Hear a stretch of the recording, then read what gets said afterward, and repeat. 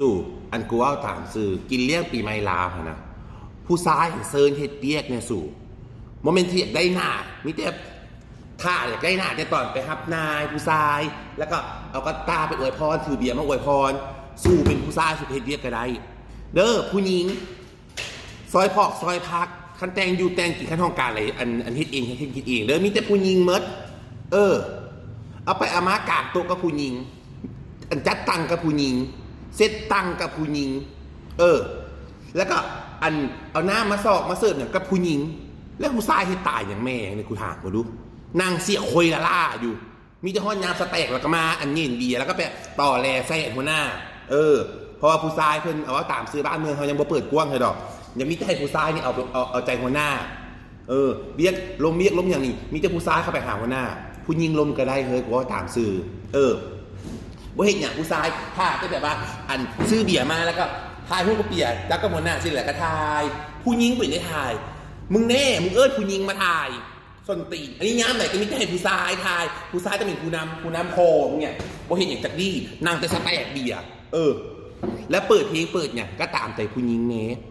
มึงฟังเด้อแต่งอยู่แต่งกินกับผู้หญิงแล้วบัดเมียนก็ยังผู้หญิงเมียนอีก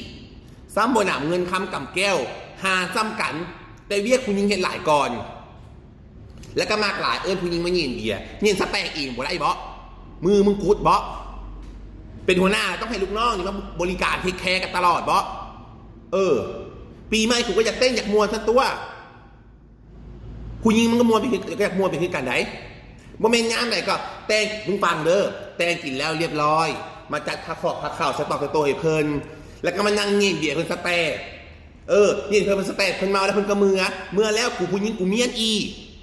ได้หน้าได้ตาผู้ชายยับทายผู้กับหน้ากระตาดีทายผู้ชายทายเมดผู้หญิงบ่ได้ทาย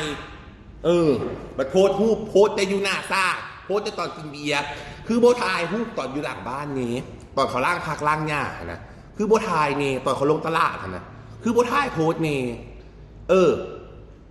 บอกหัวหน้าก็ได้กูเอาโลดเจ้าเป็นหัวหน้าเจ้าก็ต้องสิทธิเท่าเทียมกันบ่แม่นก็สิว่าย้ำไหนก็ฮักแพงนี่จะอีหาผู้หญิงเฮ็ดเบียร์ผู้ชายเพิ่นสิบ่ได้เฮ็ดหยัง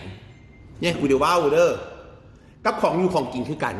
เดี๋ยวสิเป็นบ้าลาบก้อยหลายพักคู่มื้อนี่มันแพงเอาไปเอามาพักกับลาบมันแพงกันซีนอีกคันงัวหันสั่งแต่งัวเผามาแล้วกินจะซีนงัวกูบ่เห็นมา5อะไรอี5อะไรกินลาบแล้วคันเฮ็ดลาบเด้อยากสุดมีลาบแล้วก็ต้องมีแกงก็ต้องมีพักหันบนสแต็กหรอกกินตายแต่ลาบกินตายแต่ตอนซีนยำคือกันจักใส่เฮ็ดยังอันย่ออันยังก็อันเฮ็ดขาเฮ็ดหูหนูหั่นน่ะแครอทหั่นน่ะหอมบัวใหญ่หั่นน่ะบัดยำเลือกกินแต่ยอเลือกกินแต่ซีนโอ้ใส่หน่อยนึงพอดีงานดิใส่โอเรนเจอร์ย่านบ่ได้หลายบ่ต้องเฮ็ดเฮ้ยมันยุ่งมันยากอากาศก็ร้อนอีกเอาไปเอามามันเน่าก่อนมันบูดก่อน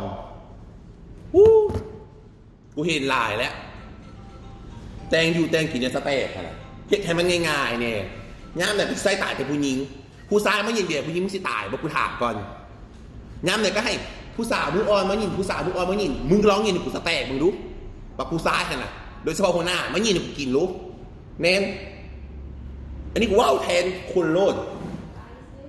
เป็นนายแล้วไส้เอานับแต่ปีไม่ลาวก็เลยว่ามันเป็นที่ค่อยขี้ข้าเพิ่นลอตเตอรี่งวดวันที่16เดือน4ปี2025ปีไม่ลาวนี่งวดวันที่16เดือน4ปี2025เลือกเอานะจ๊ะทั้งใบเดียวทั้งหวยสุดเลือกเอาเลยจ้ะติดต่อที่เบอร์55002215จ้ะง่าย